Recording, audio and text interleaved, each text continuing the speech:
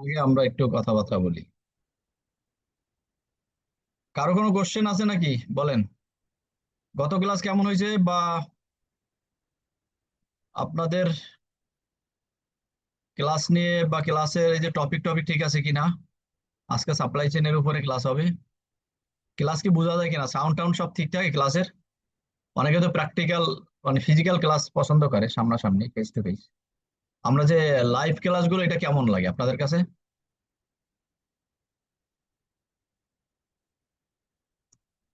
আমার ব্যাকগ্রাউন্ডে কি কোনো সাউন্ড আছে? আপনার পান কোনো সাউন্ড পান? জি, অত্যন্ত আকর্ষণীয় আপনার অনলাইন ক্লাস এবং শব্দ ঠিক আছে। সাউন্ড পাওয়া যায় ব্যাকগ্রাউন্ডে? না, না না ঠিক ঠিক আছে। আছে। আচ্ছা, না সাউন্ডের অপশনও যদি ওরকম হয় যে সাউন্ড পাওয়া যায় তাহলে জানায় না, নয়েজ ক্যান্সেলেশন বা অন্য ব্যবস্থা করে দিব।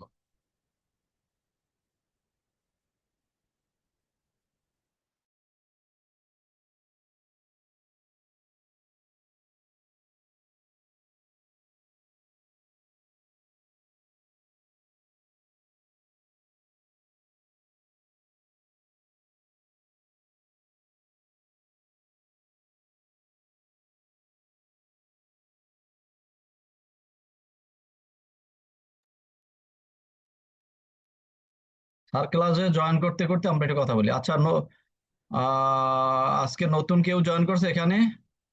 একদম ইভেন দু একজন তো থাকে, দু একজন থাকে যে একদম ফ্রেশ। কেউ আছেন নাকি আজকে?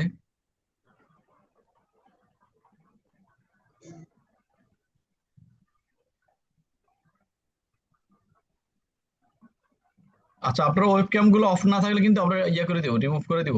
একদম যদি অন না থাকলে আর কি, অফ থাকে ফুল টাইম। আচ্ছা, আমাদের ক্লাসগুলা কি 9:30টার দিকে নেওয়া না যায় না, কিনা? 9:30 করা টাফ হয়ে যাবে। কারণটা কি আমি বলি। করলে 9:30 করা যায়, কিন্তু আবার কিছু স্টুডেন্টের জন্য প্রবলেম হয়ে যায়। 10টায় আমরা ট্রাই করছিলাম, 9টাও করার ট্রাই করছিলাম, কিন্তু 9টা 9:30 এটা অন্য সময় সম্ভব। অনেকে আছে শনিবারে অফিস থাকে, সবার থাকে হ্যাঁ, না। আমাদের হ্যাঁ। আমাদেরও অফিস থাকে। আমরা দেখা যায় 8টা 8:30 পর্যন্ত অফিস করে এরপর বাসা আসি। ইয়া হুম। করতে টায়ার্ড থাকি। সেই জন্য মানে রাত 10টা দিয়ে দে- ঘুমের টাইম হয়ে যায়। ওই দেখি দেখি টাইমটাতে না, একটা জিনিস দেখি, এখনই একটা ভোট নেই। আচ্ছা, 10টায় ভালো নাকি 9:30 ভালো বলেন তো দেখি। কেউ আছে কিনা যে তার জন্য 9:30 প্রবলেম? একজন বলেন, কেউ থাকলে। সবাই যদি এখনো জয়েন করে নাই, বলেন কারোর জন্য। 9টাই থাক। 9:30 বা 10টা একটু বেশি রাত হয়ে যাবে, কারণ ওদিকে শেষ হতে হতে হুম। 11টা 11:30 বেজে যাবে। কারণ ক্লাস শুরু হয় ঠিক আছে, কিন্তু শেষ হয় কখন এটার কোনো কিন্তু নিশ্চয়তা থাকে না। না, ওই সিএম এর ক্লাস একটু লেট হয়, বাট সাপ্লাই চেনের ক্লাসগুলো তাড়াতাড়ি শেষ হয়ে যায়। ওইটাই। হুম। তারপরে 9টা মনে হয় সবচেয়ে ভালো, এটা বেস্ট টাইম। আচ্ছা, এটা গেল সাইফুর রহমান তৈরি। আর বাকিরা দু একজন বলেন, 10টায় কাদের জন্য সুবিধা, 9টায় কাদের, 9:30 কাদের দেখি। আসসালামু আলাইকুম স্যার। এই আপনার কি নাম?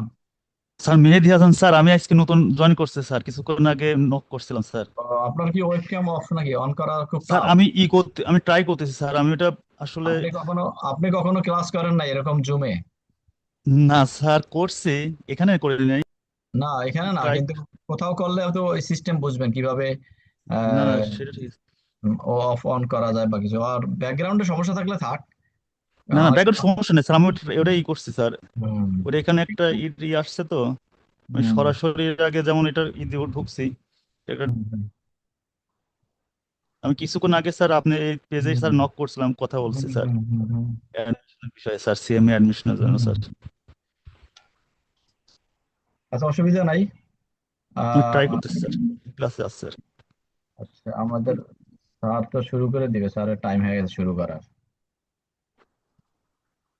দু একজন এখনো জয়েন করতেছে। আহ ঠিক আছে, অসুবিধা নেই।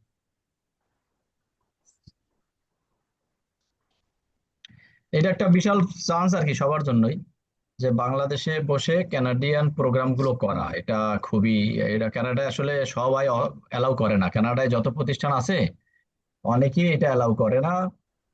ইভেন অনলাইন ক্লাসগুলো সবাই, যেমন সিপিএ কানাডা, যেটা তারা অনলাইনের কিছু সেশন সুযোগ দেয়, কিন্তু আপনাকে অ্যাডমিশন সবকিছু ওখানে গিয়ে করতে হবে এবং আইএলটিএস এর স্কোর লাগবে। তারপরে আপনাকে ধাপে ধাপে যে পেমেন্ট করতে হবে বিভিন্ন পারপাসে। আমি একদিন চার্ট দিয়ে দিব আপনাদেরকে, ওটা দেখলে হিসাব করে যোগ করে দেখবেন কি 50 লক্ষ টাকা লাগে। তো বাংলাদেশের কয়টা লোক আছে যে সে 2 বছর, 2.5 বছর, 3 বছরের জন্য 50 লাখ টাকা পেমেন্ট করবে? আবার আইএলটিএস এর স্কোর লাগবে তার, তারপরে আবার তাকে ওখানে থাকতে হবে। ওখানে থেকে অনলাইনে করে দেবে, অর্থাৎ বাংলাদেশ থেকে ফুল টাইম অনলাইনে পারবে না, এই ধরনের সুযোগ নাই। এটা রেয়ার দু একটা প্রতিষ্ঠান, যদি প্রাইভেট বডি হয় তাহলে প্রাইভেট ইউনিভার্সিটি গুলো, প্রাইভেট ইনস্টিটিউট, প্রাইভেট একাডেমি এরা অ্যালাউ করে। গভর্নমেন্টের যেগুলো পাবলিক বডি, এরা ওয়ার্ল্ডে কোথাও খুব একটা অ্যালাউ করে না। ধরেন মালয়েশিয়াতে বাংলাদেশের অনেকে কিন্তু বিভিন্ন প্রোগ্রাম করে, পিএইচডি করে, মাস্টার্স করে। তো এইগুলো প্রাইভেট প্রতিষ্ঠানগুলো অ্যালাউ করে, তারা অনলাইনে ইভেন হয়তো ভাইভাও নেয়, অনলাইনে এক্সাম। কিন্তু গভর্নমেন্টের যেগুলো এইগুলো কিছু পার্শিয়াল কিছু অ্যালাউ করে, আর অনেক বড় একটা অংশই তারা ফিজিক্যালি ওখানে থাকতো। কথা বুঝছেন? এই জন্য এই এই এইটা একটা বিগ সুযোগ আর কি, আমি মনে করি সবার জন্যই। এই সুযোগটা আমি পেলেও আমি বলবো যে আমি এটা নেওয়ার ধন্য। কারণ বাংলাদেশে থেকে আসলে এই জাতীয় ব্যাপারটা সলভ করা খুব ইজি না। আর টাকা পয়সার ব্যাপার, ভিসার ব্যাপার, বহুত জটিলতা। একটু আগে আপনাদের সাথে এখানে কথা বলার আগে আমাদের একজন স্টুডেন্ট কল দিছিল আর কি, সে কানাডার ভিসা পাইছে। তো যাবে এখন, উনি বিভিন্ন যে বিষয় নিয়ে একটু কনসাল্ট করতেছিল আর কি, কিভাবে এখানে ফ্যামিলি মুভ করবে বা কিভাবে কোথায় থাকবে বা জব করবে কোথায়, বা উনি ভিজিট ভিসা পেয়েছে ওটাকে কিভাবে কনভার্ট করবে। তো এই জাতীয় জিনিসগুলোতে একেবারে আপনার খুব চোখান্না থেকে কাজ করতে হয়, না হয় সবাই ভিজিট ভিসা নিয়েও আসলে ওখানে ইয়া করা যায় না, ইজিলি ভিসাটাকে কনভার্ট করতে পারে না। এটার জন্য একদম সুন্দর প্রসেস আছে, প্রসেস গুলো ফলো করা লাগে। এগুলো অনেক সময় ইউটিউবে দেখবেন বিভিন্ন লোকে এই ব্যাপারে কথাবার্তা বলে কিভাবে কি করতে হয়। তো খুব বললেও কমপ্লিট সলিউশন কেউ দেয় না, কারণ তারা আবার ওই ফ্রি দেয় না। ওটা একটা মার্কেটিং এর জন্য কিছু কথা বলে, পার্সিয়াল পার্সিয়াল কথা বলে, পরে বলে যে ঠিক আছে আপনারা যোগাযোগ করেন, কনসালটেশন ফি টি দিলে আবার হয়তো কিছুটা, ওই যে যারা আরসিসি যারা করা ওখানকার রেগুলেটর, মানে ইয়া। তো স্যার মনে হয় জয়েন করছে, আমরা মনে হয় শুরু করতে পারি। কারো কোনো ইয়া না থাকলে অসুবিধা নেই, স্যার শুরু করুক, আস্তে আস্তে জয়েন বাকিরা করবে। ওই দেখা যায় 10 মিনিট, 15 মিনিট, 20 মিনিট চলে গেলে পরে অনেকে জয়েন করে। এই জন্যই ক্লাস রেকর্ডিং আমরা দেই না। ক্লাস রেকর্ডিং দিলে একটা প্রবলেম হয়, সবাই ফাঁকি দেওয়ার চেষ্টা করে। পরে চিন্তা ওয়ান স্যার, হ্যাঁ মনির ভাই, জি, শুরু করেন। আসসালামু আমার আলাইকুম। তো মনে হয় ঈদের আগে আর মানে আপনাদের সাথে দেখা হচ্ছে না, যেহেতু নেক্সট ঈদের উইকে আগে আমি। আগামী সপ্তাহে আপনি যদি সুইডেনে থাকেন, ইউকে থেকে তো জি, সুইডেনে যাওয়ার কথা নাকি? ওই সপ্তাহটা, হ্যাঁ হ্যাঁ, আমি এই সোমবারে যাব। হুম, মানে ইউকে তে ফিরতে ফিরতে হচ্ছে রবিবার রাত্রেবেলা। হুম। তাইলে এই নেক্সট উইকে 2-3টা সেশন যাই থাকবে এগুলো, ওই যে আমাদের ইউসুফ হারুন স্যারের ক্লাস নিবে। আর যদি অন্য কেউ আচ্ছা নেয় তো ভালো, আর এর পরের উইকে আপনি আবার কন্টিনিউ করতে পারবেন তাইলে। আচ্ছা, ঠিক আছে। আর ঈদ কবে এবার? ঈদ তো এই মাসের শেষের দিকেই তো মনে হয়, আমি ডেটটা এক্স্যাক্টলি এখন দেখে বলতে হবে। 28 28 তারিখে তারিখে স্যার, সম্ভবত। 28 28, তারিখে। আচ্ছা, 28 যদি হয়, 28 তারিখে যদি ঈদ হয় তাহলে তো আপনার 28শে মে তো নাকি? জি 28 জি। তাই তো 29 তারিখে তো ঈদের পরের দিন তার ক্লাস হবে না নাকি? এক্স্যাক্টলি নেওয়া টাফ না স্যার, ঈদের 2-4 দিন আগে পরে তো ঝামেলা। আমি সেটাই বলতেছি আর কি, হুম। সেটাই বলতেছি মনির ভাই। তো তাহলে মনে হয় 2 সপ্তাহ দেখা হবে না তাহলে আর কি মনে ঈদের হয়। বন্ধ মিনিমাম 1 সপ্তাহ যাবে, আর এমনি সরকারি বোধহয় 1 সপ্তাহ দিয়ে দিছে বন্ধ। হ্যাঁ হ্যাঁ হ্যাঁ, তাহলে আমি এই জন্য বলতেছি আগামী 2 সপ্তাহ আপনাদের সাথে আমার দেখা হবে না। ঈদের আগে হুম, আমার সাথে আপনাদের ফর্মালি এটা লাস্ট ক্লাস। হুম, হুম। তো সবাইকে অগ্রিম ঈদের শুভেচ্ছা আর কি। তো তো ঠিক আছে, আমরা ক্লাসটা শুরু করি। তো আপনারা দেখতে পাচ্ছেন আজকে যে চ্যাপ্টারটা নিয়ে আমরা আলোচনা করব সেটা হচ্ছে supply chains, drivers and matrix. সবাইকে আমরা দেখতে পাচ্ছি? জি স্যার। জি স্যার, দেখা যাচ্ছে। আচ্ছা, তো এখন দেখেন এই যে এখানে যে বিষয়টা আছে, দেখেন drivers of supply chain management. তো এখন drivers of supply chain performance, এখানে 6টা ড্রাইভার্স আছে। ড্রাইভার্সটা কি? যেমন ধরেন একটা গাড়ি যে চালায় তাকে আমরা কি বলি ভাই? ড্রাইভার। ড্রাইভার। তো একরকম ভাবে সাপ্লাই চেন যে পারফর্ম করে, এই পারফর্ম করার পিছনে 6টা ড্রাইভার আছে। এই 6টা ড্রাইভার কি? নাম্বার 1 হচ্ছে ফ্যাসিলিটিস, নাম্বার 2 হচ্ছে ইনভেন্টরি, 3 হচ্ছে ট্রান্সপোর্টেশন, আর 4 হচ্ছে যদি আমরা দেখি পরবর্তী পৃষ্ঠায় ইনফরমেশন, সোর্সিং, আরটা হচ্ছে কি প্রাইসিং। তো প্রথমে যদি আমরা দেখি ফ্যাসিলিটি, ফ্যাসিলিটি কি দেখেন, বলা হচ্ছে places where inventory is manufacture, stored and assemble. এখন যেখানে প্রোডাক্টটা তৈরি করা হয়, ইনভেন্টরিটাকে, একটা প্রোডাক্ট যেটা তৈরি করা হয় সেটাকে আমরা কি বলি? প্রোডাকশন সাইটটাকে ফ্যাক্টরি বলি না? আর প্রোডাক্টটা তৈরি করার পর যেখানে স্টোর করা হয়, অ্যাসেম্বলি করা হয়, সেটাকে আমরা কি বলি? ওয়্যার হাউস বা স্টোরেজ সাইট। তাহলে এখন যদি খেয়াল করে দেখেন, তার মানে ফ্যাসিলিটিসটা কি? ফ্যাসিলিটিস হচ্ছে একটা প্লেস যেখানে ইনভেন্টরি তৈরি করা হয়, তৈরি করার পর সেখানে সাজিয়ে গুছিয়ে রাখা হয়। এখন এই যে ইনভেন্টরি, এই যে আপনার ফ্যাসিলিটিস, এটা আবার দুরকম। একটা হচ্ছে প্রোডাকশন ফ্যাসিলিটি বা যেটাকে আমরা প্রোডাকশন সাইট বা ফ্যাক্টরি বলি, আরেকটা হচ্ছে কি স্টোরেজ ফ্যাসিলিটি বা এটাকে আমরা স্টোরেজ সাইট অথবা আমরা কি বলি? ওয়্যার হাউসেস বলি। তো এখন একটা প্রতিষ্ঠানের যদি অনেক বেশি পরিমাণে ফ্যাসিলিটিস থাকে, তার মানে কি অনেকগুলো, ধরেন একটা কোম্পানি তার বাংলাদেশে 65টা জেলায় 65টা ফ্যাক্টরি আছে। এই 65টা ফ্যাক্টরি মানে কি? Production site. এবং তার 65টা জেলায় 65টা ওয়্যার হাউস আছে। তাহলে কি তাকে আমরা রেসপন্সিভ বলবো নাকি ইফিশিয়েন্ট বলবো? ভাই বলুন তো। গত ক্লাসে পড়েছিলেন না রেসপন্সিভ সাপ্লাই চেইন, মনে আছে? রেসপন্সিভ বলবো। রেসপন্সিভ বলবো। আর একটা কোম্পানি তার পুরো বাংলাদেশে শুধুমাত্র একটা ওয়্যার হাউস আর একটা মাত্র ফ্যাক্টরি, সেক্ষেত্রে আমরা তাকে কি বলবো? Efficient supply chain. সবাইকে আমরা বুঝতে পারছি ব্যাপারটা? তাহলে কি বুঝতে পারছেন যে একটা ফ্যাসিলিটির উপর ডিপেন্ড করে একটা সাপ্লাই চেইন কি ধরনের সাপ্লাই চেইন হবে, এটা কি রেসপন্সিভ হবে নাকি ইফিশিয়েন্ট হবে? ইনভেন্টরি, ইনভেন্টরিটা কি? ইনভেন্টরি যখন আপনি র ম্যাটেরিয়াল সাপ্লাইয়ের কাছে নিয়ে আসেন, সেটাও কিন্তু একটা ইনভেন্টরি। এরপর র ম্যাটেরিয়ালসটা যখন ফ্যাক্টরিতে আপনি প্রোডাকশনে থাকে, তখন সেটাকে আমরা কি বলি? ইনভেন্টরিটাকে আমরা কি বলি? Work in process. Work in progress. এরপর যখন প্রোডাক্টটা তৈরি হয়ে যায়, তখন সেটাকে আমরা কি বলি? Finish goods.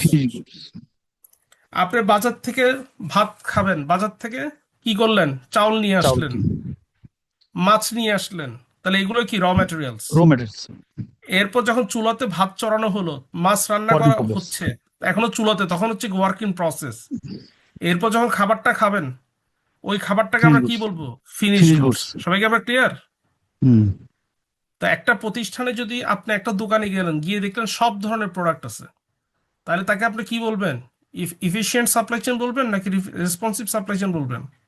রেসপন্সিবল। তো এখন এই যে একটা প্রতিষ্ঠানে যদি অনেক বেশি পরিমাণে ইনভেন্টরি থাকে, সব ধরনের ইনভেন্টরি থাকে, তাকে আমরা কি বলবো? Responsive supply chain. রেসপন্সিবল। আর কোনো একটা প্রতিষ্ঠানে যদি মানে খুবই অল্প পরিমাণে বেসিক কিছু ইনভেন্টরি থাকে, তাকে আমরা কি বলবো? আমরা ইফিশিয়েন্ট সাপ্লাই চেইন। ট্রান্সপোর্টেশন, এখন মনে করেন আপনি আপনার দোকানে আপনি মনে করেন প্রোডাক্টটা পাঠাচ্ছেন বিমানে করে, তাহলে বিমানে পাঠালে প্রোডাক্টটা কি দ্রুত পাঠাবেন না ভাই?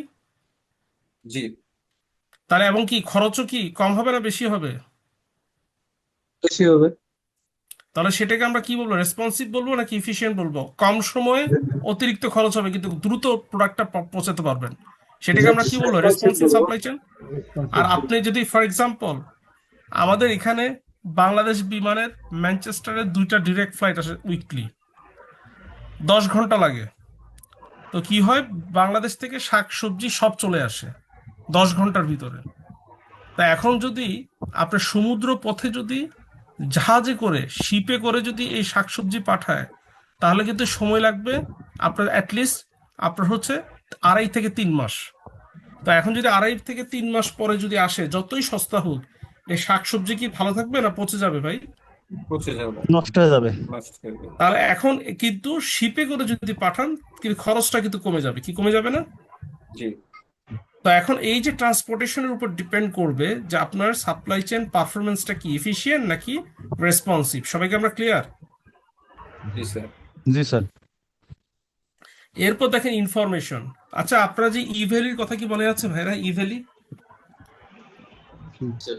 আচ্ছা স্যার। ইভ্যালির কথা বাদ দেন, উবার, উবার কিভাবে ব্যবসা করে ভাই? আপনারা যে উবার উবার আছে না সবার কাছে? উবার এটা অ্যাপস এর মাধ্যমে স্যার। আচ্ছা, উবার কি অ্যাপ ছাড়া কি উবার কল করা যায়? কোনো না উপায় আছে না অ্যাপ স্যার, ছাড়া? না না অ্যাপস এর মাধ্যমে কখনোই না। করতে হয় স্যার। পাঠাও পাঠাও পাঠাও অ্যাপস এর পাঠাও মাধ্যমে স্যার। একই। তো এখন এই যে আপনার এটাকে দেখেন কি বলে, ইনফরমেশনটা কি, data collection and analysis regarding inventory transportation facilities throughout the supply chain, potentially the biggest driver of the supply chain performance. এখন দেখেন, আপনার কোনো একটা প্রতিষ্ঠান সে যদি মনে করে তার ইনফরমেশনটাকে সহজলভ্য করার জন্য সে একটা অ্যাপস ডেভেলপ করবে, এবং এই অ্যাপস এর মাধ্যমে সে কি করবে, বিজনেস করবে। তাহলে এই অ্যাপস এর মাধ্যমে যদি সে বিজনেস করে, যারা যারা ভোক্তা বা যারা গ্রাহক বা যারা কাস্টমার, তারা কি সহজে সার্ভিসটা পাবে না ভাই? জি জি, তাদের জন্য কি সার্ভিসটা সহজলভ্য হবে না? সহজ হয়ে যাবে। তো এখন কিন্তু এই যে অ্যাপস, একটা অ্যাপ যদি তৈরি করতে হয় ভাই অনেক টাকা লাগে না? এবং প্রতিনিয়ত এটাকে আপডেট করতে হয় না? এবং প্রতিনিয়ত কোনো জি সিকিউরিটি থ্রেট আছে কিনা এটা প্রোটেকশন দিতে হয় না ভাইরা? জি, তাহলে এখন কোনো একটা প্রতিষ্ঠানের যদি সফটওয়্যার থাকে বা কোনো একটা প্রতিষ্ঠানে যদি অ্যাপস থাকে, সেটাকে আমরা কি বলবো? সেই সাপ্লাই চেনটাকে আমরা কি বলবো? Responsive supply chain. আর যদি না থাকে তখন সেটাকে আমরা কি বলবো? ইফিশিয়েন্ট। একটা মুদি দোকান, এফিশিয়েন্ট। সেই তার কি ভাই অ্যাপস আছে? জি না, না স্যার, কেএফসি, আছে অ্যাপস আছে মনে হয়। কেএফসির কেএফসির অ্যাপস আছে কিন্তু, তাহলে তাকে আমরা আছে কি বলবো? কেএফসি কে আমরা রেসপন্সিভ সাপ্লাই চেন বলবো। রেসপন্সিভ। সোর্সিং, এখন সোর্সিং, আপনি যদি কোনো একটা প্রোডাক্ট যদি নিজে নিজে তৈরি করেন, ধরেন আপনি নিজে তৈরি করেন, ফর এক্সাম্পল আপনি নিজে যখন বাসায় চা বানায় খান আর আপনি যদি দোকানে গিয়ে চা বানায় খান, দুইটার খরচ কি সেম পড়ে ভাই? না স্যার, না স্যার, ডিফারেন্স। আপনারা, আমার মনে আছে 2015 বা 16 সালের দিকে ওই যে আমাদের ঢাকা বিশ্ববিদ্যালয়ের পাশে হোটেল শেরাটন, এটার নাম মনে হয় এখন ইন্টারকন্টিনেন্টাল নাকি? জি তো তখনও কিন্তু এটার নাম ছিল শেরাটন। তো তখন এখানে গেলাম, আমার কিছু বন্ধু বান্ধব মিলে ভাবলাম যে একটু বসে একটু চাটা খাই, গল্প করবো। তো যখন চা অর্ডার দিলাম, তো দেখলাম চা আসছে বিশাল বড় এক ফ্লাক্সে করে সবার জন্য। তো এখন কি হলো, চায়ের বিল দিছে কত, 5,000 টাকা তখনকার সময়। এখন কত হয়েছে তা বলতে পারিনি। তা এখন আমার বাসায় যদি ভাই আমার এই 3 জন বন্ধুকে চা বানায় খাইতাম, আমাকে 5,000 টাকা লাগতো? জি না স্যার, না কি লাগতো ভাই? না না স্যার। অল্প। দেখা গেল 5,000 টাকা দিয়ে আমার পুরো 6 মাসের চায়ের বিল হয়ে যেত, কি হইতো না? জি হয়তো। তো এখন যখন আপনি নিজে একটা প্রোডাক্ট তৈরি করেন নিজে, তখন সেটা কি হয়, ইফিশিয়েন্ট, খরচটা কম হয়। কিন্তু আরেকজনকে দিয়ে যখন করাবেন তখন কি হয়, এখানে যখন আউটসোর্স করবেন তখন খরচটা বেশি হয় না? জি, তখন সেটা কি হচ্ছে, রেসপন্সিভ, কিন্তু আপনি প্রোডাক্টটা রেসপন্সিভ। পাচ্ছেন ভালো। কারণ আপনার ওই শেরাটনের যে এনভায়রনমেন্ট, যে পরিবেশ এবং যে আপ্যায়ন, সেটা কি বাসায় করা সম্ভব ভাই? জি না স্যার, না তো এখন আপনি আউটসোর্স যদি করেন, আপনি ভালো সার্ভিস পাবেন কিন্তু খরচ বেশি হবে। প্রাইসিং, প্রাইসিং মানে কি, the amount of money charge for a product or service. এখন আপনি আমাকে বলেন ভাই, আপনার যদি সাপ্লাই চেনটা হয় রেসপন্সিভ, যেমন আপনি বিমানে করে প্রোডাক্ট পাঠাচ্ছেন, তাহলে প্রোডাক্টের দাম কি হবে, প্রাইসিংটা কি কম হবে না বেশি হবে? বেশি হবে, বাড়বে, আর আপনি যদি শিপে করে পাঠান তাহলে কি হবে, কম হবে না? কম হবে। কষ্টটা কম আসবে। তাহলে এখন এই প্রাইসিংটা কি, the amount of money charge for product ও সার্ভিস, কিভাবে করা হয়? আপনার যে কস্টের সাথে একটা প্রফিট যোগ করে এটা ডিটারমাইন করা হয়। যেমন আপনারা বাংলাদেশে একটা লাউ, যদি মনে করেন একটা লাউ, বড় একটা লাউ কচি, কত টাকা যদি কিনতে পারেন ভাই? 100 টাকা, 80 থেকে 100 টাকা। 80 থেকে 100 টাকা। আর আমার এখানে লিডসে যদি আমরা লাউ কিনি কেজি হিসাবে, বড় একটা লাউ যদি 2 কেজি 2.5 কেজি হয়, তাহলে সেটা কিনতে আমার লাগে হচ্ছে প্রায় আপনার বোধ করি 16, 17, 18 পাউন্ড। আর 1 পাউন্ড ইকুয়াল টু কত, 175 টাকা। তা 175 টাকা যদি হয়, 175 যদি 10 পাউন্ডও হয়, তাহলে 1750 টাকা। ওদিকে ধরলাম আরো প্রায় কত, 3,400 টাকা একটা লাউ। আর আপনারা কিনেন কত, 80 টাকা, 100 টাকা। 100 টাকা। তা বুঝতে পারতেছেন ব্যাপারটা? কারণ আপনার কাছে জি, আসতেছে কিসের মাধ্যমে, হয় ভ্যান গাড়িতে করে আসতেছে বা ট্রাকে করে। আর আমার কাছে ট্রাকে, কিভাবে আসতেছে ভাই, আপনার বিমানে করে। বিমানে করে। এইটা স্যার আবার গ্রামে গেলে আরো কম স্যার, 30 টাকায় পাওয়া যাচ্ছে স্যার আবার। গ্রামে গেলে তো 30 টাকা, গ্রামে গেলে আমি লাউ জি কিনে স্যার। খাবো কেন? আমার কি গ্রামের বাড়িতে কি জায়গা জমি কম আছে রে ভাই? তো এখন এই যে আমি যেটা বলতে চাচ্ছি ভাই, তার মানে একটু যদি খেয়াল করে দেখেন, এই যে 6টা ড্রাইভার, এটার উপর ডিপেন্ড করে একটা সাপ্লাই চেনের পারফরমেন্স, এটা কি ইফিশিয়েন্ট হবে নাকি রেসপন্সিভ হবে। Am I clear? জি স্যার। জি স্যার। আচ্ছা। clear. এখন দেখেন এখানে সেটাই বলা হচ্ছে, দেখেন এই যে গত ক্লাসে আমরা দেখছিলাম কম্পিটিটিভ স্ট্র্যাটেজি, তার ভিতর একটা কি সাপ্লাই চেইন স্ট্র্যাটেজি। তো এই সাপ্লাই চেইন স্ট্র্যাটেজি দেখেন স্ট্রাকচার কি, একদিকে ইফিসিয়েন্সি একদিকে রেসপন্সিভনেস। ড্রাইভার কোনটা? এই ছয়টা হচ্ছে ড্রাইভার। এখন মনে করেন আপনার ফ্যাসিলিটিস মানে কি, আপনার প্রোডাকশন সাইড, মনে করেন একটা কোম্পানি, তার 8টা বিভাগে 8টা ফ্যাক্টরি আছে, এবং তার ডিস্ট্রিবিউশন, তার 65টা জেলায় 65টা ডিস্ট্রিবিউশন সেন্টার আছে। তাহলে তার ইন টার্মস অফ ফ্যাসিলিটি এটাকে আমরা কি বলবো, রেসপন্সিভ বলবো নাকি ইফিসিয়েন্ট বলবো? তার পুরা বাংলাদেশের 8টা বিভাগে 8টা ফ্যাক্টরি এবং 65টা জেলায় 65টা জেলাতে তার কি আছে, তার ওয়্যার হাউস আছে এবং কি সেল সেন্টার আছে। স্যার তাহলে রেসপন্সিবল রেসপন্সিভ বলবো স্যার। রেসপন্সিভ হবে।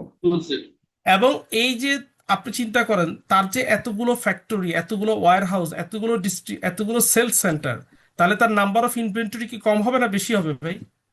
ইনভেন্টরি অবশ্যই বেশি হবে বেশি স্যার। হবে। বেশি হবে। তার মানে কি, সে রেসপন্সিভ। এরপর রেসপন্সিভ, দেখেন এই রাইট। এতগুলো ফ্যাক্টরি, এতগুলো ওয়্যার হাউসে যদি প্রোডাক্ট পাঠাতে হয়, তাহলে আমার কি নাম্বার অফ ট্রান্সপোর্টেশন কি বেশি লাগবে না কম লাগবে ভাই? বেশি বেশি লাগবে। লাগবে।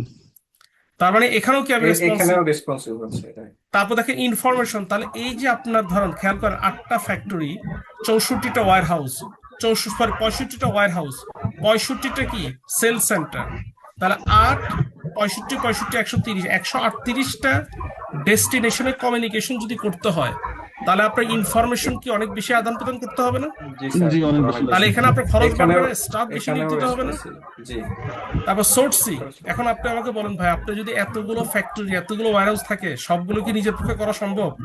সব লোক কি নিজের না কোম্পানি থেকে নিয়োগ দেওয়া সম্ভব? না স্যার, বাইরে আপনারা সোর্সিং দেখবেন করতে বড় হবে। বড় কোম্পানিতে যাবেন, দেখবেন একদম একদম শুরুতে ঢুকতে একটা কোম্পানিতে আপনাকে কে আটকায় দেয় ভাই? সিকিউরিটি গার্ড আটকায় দেয় না? একটা কোম্পানিতে যখন ঢুকেন, জি বড় স্যার, একটা জি স্যার। ভালো কোম্পানি, সিকিউরিটি গার্ড, এই সিকিউরিটি সিকিউরিটি গার্ড, গার্ড গুলো দেখবেন বেশিরভাগ সময় কারা দেয়? ওই কোম্পানির নিজস্ব থাকে নাকি থার্ড পার্টি থাকে? থার্ড পার্টি থেকে দেয়। এবং আপনি দেখবেন ওই কোম্পানির যে খাবার, দুপুরের লাঞ্চ, এগুলো দেখবেন থার্ড পার্টি ডিস্ট্রিবিউট করে। তার কারণটা কি, এই প্রতিষ্ঠানটা এত বড়, সবকিছু চাইলেও এখন আর নিজের পক্ষে করা সম্ভব না। তাহলে এই যে আপনি যখন আউটসোর্সিং করবেন, তার মানে আপনার কি খরচ বেড়ে যাবে না? জি স্যার, তো এখন যদি খরচ বাড়বে। সবকিছু যদি খরচ বেশি হয়, তাহলে এই কোম্পানির প্রাইসিংটা কি হবে, কম হবে না বেশি হবে? তার মানে সবাই কি বুঝতে পারছেন যে এই যে একটা সাপ্লাই চেন, এই ড্রাইভার্স এর উপর ডিপেন্ড করবে যে আপনি কি রেসপন্সিভ হবেন নাকি ইফিশিয়েন্ট হবেন। Am I clear? আমরা কি বুঝতে পেরেছি? সবাইকে আমরা ক্লিয়ার ভাইরা? আচ্ছা, এখন দেখেন এখানে সেন্ট্রালাইজেশনটা মানে কি, আপনার ওয়্যার হাউস শুধুমাত্র পুরো বাংলাদেশে একটা, ঢাকাতে।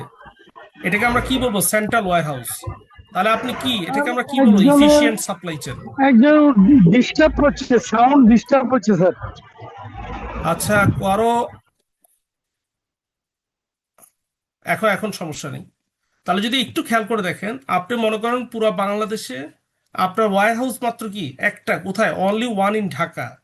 তাহলে এটাকে আমরা কি বলছি, সেন্ট্রাল ওয়্যার হাউস। তার মানে আপনি কি ইফিশিয়েন্ট সাপ্লাই চেন। আবার জি দেখেন স্যার, ডিসেন্ট্রালাইজেশনটা কি, রিজিওনাল ওয়্যার হাউস। আপনার 8টা ডিভিশনে 8টা ওয়্যার হাউস, তাহলে আমরা কি বলবো এটাকে, responsive responsible. Supply chain. Responsive. জি। এরপর যদি দেখেন মোর ইনভেন্টরি, আপনি যদি বেশি পরিমাণে ইনভেন্টরি রাখেন, তার মানে কি আপনি গ্রেটার রেসপন্সিভ, আপনার দোকানে কাস্টমার এসে সব প্রোডাক্ট পাবে। তো এই ক্ষেত্রে আপনার কস্টটা কি হবে, গ্রেটার কস্ট হবে। আর যদি অল্প পরিমাণে ইনভেন্টরি রাখেন, তার মানে আপনি মোর এফিশিয়েন্ট, কারণ কি আপনার খরচটা তখন কমে যাবে। সবাই কি ক্লিয়ার? জি স্যার। এখন দেখেন এই যে ইনভেন্টরি, এটা সাধারণত কয় প্রকার হয়, 3 প্রকার। একটা হচ্ছে সাইকেল ইনভেন্টরি, একটা হচ্ছে সেফটি ইনভেন্টরি, একটা হচ্ছে কি সিজনাল ইনভেন্টরি।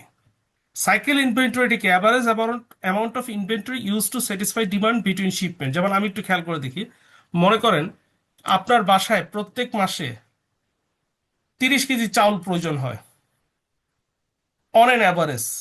তাহলে এই যে মান্থলি আপনার 30 কেজি চাউল লাগে, এটাকে আমরা কি বলবেন, এটা হচ্ছে আপনার এটা সাইকেল ইনভেন্টরি। সাইকেল। প্রত্যেক জি। সাইকেলটা কি 30 দিন। এক মাস, 30 দিন। এই এক মাসে আমার 30 কেজি চাল লাগে, ধরেন পার ডে 1 কেজি করে। জি। সেফটি ইনভেন্টরি কি, মনে করেন সামনে ডিসেম্বর মাস, বাচ্চাদের স্কুল ছুটি, এই উপলক্ষে আপনার বাসায় কিছু গেস্ট আসবে, ধরেন আপনার বোনের বাচ্চা কাচ্চা আসতে পারে বেড়াতে মামার বাড়িতে, বা আপনার কোনো নিকট আত্মীয় আসতে পারে। তখন আপনি কি করলেন, 30 কেজির সাথে আরো 5 কেজি অতিরিক্ত চাউল কিনলেন, তাহলে এই যে অতিরিক্ত 5 কেজি চাল কিনলেন এটাকে আমরা কি বলবো? সেফটি এটা সেফটি। ইনভেন্টরি। এটা যদি কোনো দুর্যোগের ক্ষেত্রে হয়, মানে সামনে দুর্যোগ আছে এরকম আমরা বুঝতে পারি বা এরকম, হ্যাঁ, করতে পারেন, সমস্যা কি? তাহলে ধরো সামনে আপনার ঝড় বৃষ্টি বেশি, তারপরে যেমন যেমন আমি আপনাকে একটু ভেঙে বলি। জি যেমন দেখবেন প্রত্যেক বছর, just give me a second, sorry.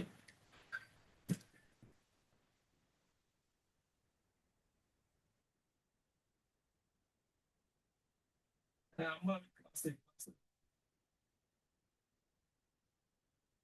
আমি ক্লাসে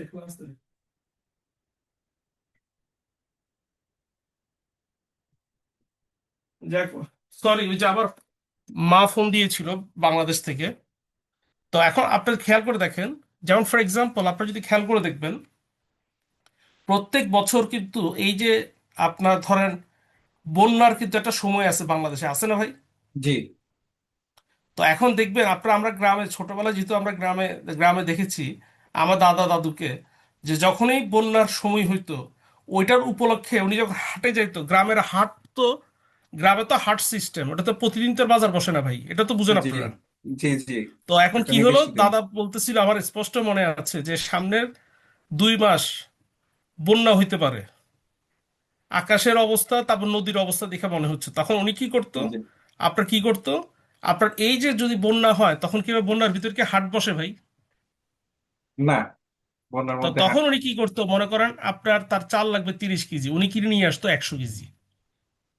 তাহলে 30 কেজি ওনার দরকার, কিনতেছে 100 কেজি, তাহলে 70 কেজি যে এক্সট্রা কিনতেছে কেন ভাই?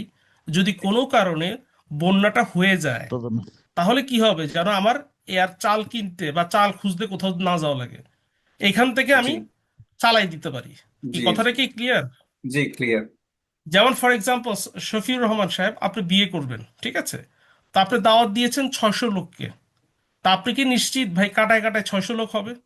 জি না স্যার, বেশি তখন হওয়ার আপনি দেখবেন সম্ভাবনা আছে। বেশিরভাগ মানুষ কি করে, যখন 600 লোক দাওয়াত করে দেখবেন সে অ্যারেঞ্জমেন্ট করে 650 থেকে 700 লোকের। 700 লোক, জি। কারণ কি, ওই যে 100টা খাবার বেশি করে কেন? Safety inventory. সেফটির জন্য। এখন মনে করেন তুহিন সাহেব আমাকে দাওয়াত দিছে বা আপনাদের সবাইকে দাওয়াত দিছে, আমরা 20 জন লোক। তো তহিন সাহেব আপনি কি গুনে গুনে 20 জনের লোক জন্য খাবার তৈরি করবেন একদম কাটায় কাটায়? জি না, তো তার 20 মানে জন। আপনি যে হ্যাঁ, অতিরিক্ত কিছু রান্না বান্না করবেন এটা কেন? Because of safety inventory. Safety ভাই। সবাইকে ক্লিয়ার? জি স্যার। আর এই যে সিজনাল ইনভেন্টরিটা কি? Predictable variability. কি ধরনের প্রেডিক্টেবল ভেরিয়েবিলিটি? যেমন যেমন আপনি আমাকে বলেন ভাই, যেমন দেখবেন আপনার এই যে গ্রীষ্মকাল আসতেছে, সরি এই যে বৃষ্টির সময় আসছে, এখন অনেক দোকানে গিয়ে আপনি কি পাবেন? আমব্রেলা, ছাতা ছাতা, পাবেন। জি স্যার। অনেক জ্যাকেট, দোকানে গিয়ে আপনি রেনকোট। কি পাবেন? আপনি রেইনকোট পাবেন। জি, কিন্তু আপনি যদি শীতকালে যান দেখবেন ওই দোকানে আবার রেইনকোট আর ছাতা নেই, যদি ছাতা চান নেই। আপনার দিকে হা করে তাকায় থাকবে। তখন দেখবেন ওই দোকানে কি আছে, আপনার হাত মোজা আছে, মাফলার আছে, জি জ্যাকেট আছে, জাম্পার কানটুপি আছে। আছে, কি আমি কি ভুল কান বলতেছি? জি কানটুপি জি, আছে। ঠিক আছে। তাহলে এখন এই প্রোডাক্টগুলোকে আমরা কি বলতেছি ভাই? Seasonal seasonal inventory. ইনভেন্টরি। কি স্যার কথা তাইলে বুঝতে এই পারছেন ভাই? সাইকেল সাইকেল ইনভেন্টরি বাদে বাদ বাকি দুইটা ইনভেন্টরির তো ডিসঅ্যাডভান্টেজও স্যার মানে ভালোই আছে। কারণ এই সেফটি ইনভেন্টরিতে আমি যদি সেফটি হিসাবে আপনি যেটা বললেন যে 5 কেজি চাল এক্সট্রা আনে রাখি, তাইলে তো সেটা আমার যদি ওই পরিমাণ লোক না আসে তাইলে তো সেটা ওয়েস্টেজই হয়ে গেল এক ধরনের। ওহ, আর আহ, যদি আসে তখন কি করবেন? তখন দরকার হবে মানে ডিসঅ্যাডভান্টেজও তখন তো স্যার। দরকারটা কিভাবে কিভাবে মানে ফুলফিল করবেন কিভাবে? আচ্ছা স্যার, এবার আমি আপনাকে আপনার অ্যান্সারটা আমি একটু সহজ করে দিই আপনাকে চিন্তা করতে। আমি বর্ধিত পল্লবীতে থাকি, ঠিক আছে, মানে আমার ঢাকার যে বাসা। আমি যখন খুব ছোট মানে আমি যখন ক্লাস 6-এ পড়ি তখন থেকে আমি একজন নাপিতের কাছে চুল কাটি, টিল 2021, 2020 মানে করোনার আগ পর্যন্ত। তো কি হলো, ওই ছেলেটা হচ্ছে মানে ও বড় হয়েছে আমিও বড় হয়েছি, বুঝতে পারছেন? হয়তো আমার চেয়ে 4-5 বছর বড় হবে। তো কি হলো, করোনার সময় সে ময়মনসিংহে গিয়ে লকডাউন খাইলো, সে আর আসতে পারলো না। এখন 6-7 মাস হয়েছে, চুল তো কাটা লাগবে, এখন আমার চুল কে কাটবে? আমার বৃদ্ধ বাবা আমার চুল কাটতে পারবে? দেখা গেল চুল কাটতে গিয়ে আবার কান কেটে ফেলাইছে। তো তখন কি হলো আপনার, আমি ওই যে বর্ধিত পল্লবী থেকে হাঁটতে হাঁটতে হাঁটতে হাঁটতে মিরপুর 10 নম্বরে কি একটা দোকানে আমি চুল কাটি। তো কাটার পরে আমার এত ভালো লাগছে বিশ্বাস করেন, এই যে আমার ক্লাস 5 থেকে 2021, প্রায় 20-22 বছরের সম্পর্ক শেষ। এরপর থেকে আমি যখনই যাই চুল কাটি তার দোকানেই। তার মানে হচ্ছে একজন কাস্টমার যদি আপনার দোকানে এসে কোনো কারণে প্রোডাক্ট না পায়, সেটা আপনার জন্য কি দেবদাস হয়ে কি গাছতলায় বসে বাঁশি বাজাবে? জি তার না তো স্যার, স্যার, সেটা জিনিসটা অপশন দরকার, সে খুঁজে কি নেবে। করবে? আরেকজনের কাছে যাবে। রাইট। আর সেখানে অপশন সেখানে খুঁজবে। গিয়ে যদি সেই প্রোডাক্টটা আরো ভালো পায়, আরো স্যাটিসফাইড হয়, তখন কিন্তু সে আর আপনার দোকানে ফিরে আসবে না সহজে।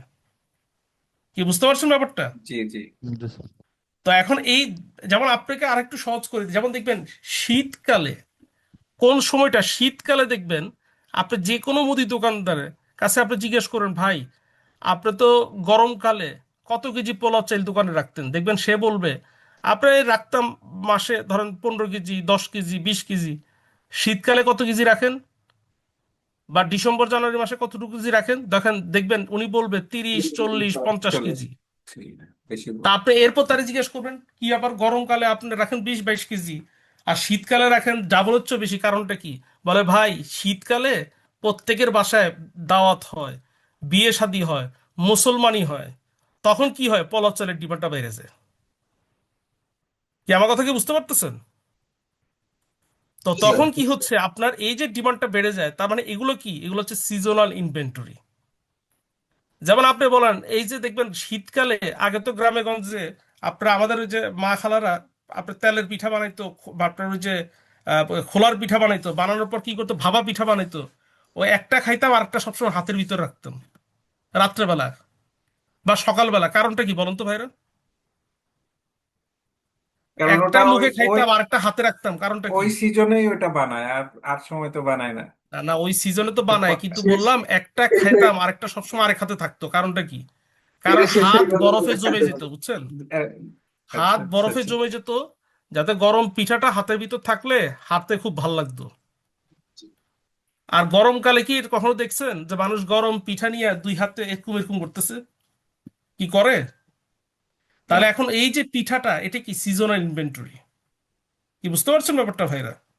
জি তো সাধারণত ইনভেন্টরিটা সাধারণত 3 রকম হয়। যেমন ধরেন, আপনি যদি কাউকে শীতকালে আপনার বাসায় দাওয়াত দেন, আপনি দেখবেন তারা যদি একটু মানে ভালো রান্না বান্না বা ভোজন রসিক হয়, দেখবেন সে কিছু পিঠা বানাচ্ছে। কিন্তু আপনি গরমকালে যদি কারো দাওয়াত দিয়া তারা দিলেন কি, গরমকালে, গরমে এমনি জীবন শেষ, টপটপায় ঘাম পড়তেছে, আপনি দিলেন গরম গরম তেলের পিঠা, গরম গরম ভাপা পিঠা। হে লোক এই গরমের ভিতর গরম পিঠা খাবে ভাই? জি না স্যার, তখন কি খাবে? তখন হচ্ছে আপনার আইসক্রিম। আইসক্রিম ঠান্ডা কিছু। যেমন তুহিন সাহেব, আপনি মনে করেন শীতকালে আপনি আপনার বন্ধুর বাসায় গেলেন, কি করলেন, আপনার 4 লিটার আইসক্রিম নিয়ে গেলেন। ওই লোক কি বলবে মনে মনে, যে ওর মনে মাথাটা তো সব গেছে, কি মনে মনে জি চিন্তা করবে না? জি স্যার, এরকম চিন্তা করি। তাহলে এখন এই যে বিষয়গুলো, এগুলো কিন্তু one kind of seasonal inventory. কিন্তু আমার কথা বুঝতে পারছেন ব্যাপারটা? জি জি তো সবাইকে আমরা ক্লিয়ার, সাইকেল, সেফটি এবং সিজনাল ইনভেন্টরি। জি স্যার। জি স্যার। এখন দেখেন, এই যে আপনার বাই এয়ার, এই যে একটু আগে যা আলোচনা করছি, যদি বিমানে করে প্রোডাক্ট পাঠান, আপনার ট্রান্সপোর্টেশনটা কি হবে, ফাস্টার, এবং আপনি কি হবেন, রেসপন্সিভ। আবার যদি আপনি শিপ বা রেলে করে পাঠান, দেখেন তো ভাই, পৃথিবীতে সবচেয়ে বেশি প্রোডাক্ট কিসে করে পাঠানো যায়, শিপে। তো ঠিকই কিন্তু করি। ট্রান্সপোর্টেশনটা কি, খুবই স্লো, কিন্তু স্লো। আপনি কি হবেন, মোর ইফিশিয়েন্ট। এরপর দেখেন মোড অফ ট্রান্সপোর্টেশন কি, আপনি চাইলে আপনার প্রোডাক্ট বিমানে পাঠাইতে পারেন, ট্রাকে করে পাঠাইতে পারেন, রেলে করে পাঠাইতে পারেন, শিপে করে পাঠাইতে পারেন। ইলেকট্রনিক ট্রান্সপোর্টেশনটা কি, যেমন ধরেন ইলেকট্রিক বাস হইতে পারে, ইলেকট্রিক ট্রেন হইতে পারে। তারপর রুট সিলেকশন, এটার উপরে কিন্তু ডিপেন্ড করবে আপনি কি হবেন, আপনি কি রেসপন্সিভ হবেন নাকি ইফিশিয়েন্ট হবেন। যেমন ফর এক্সাম্পল, এই যে দেখবেন আপনাদের বাংলাদেশে, ভাই আমাদের বাংলাদেশে একটা এলিভেটেড এক্সপ্রেসওয়ে চালু হয়েছে না? জি স্যার।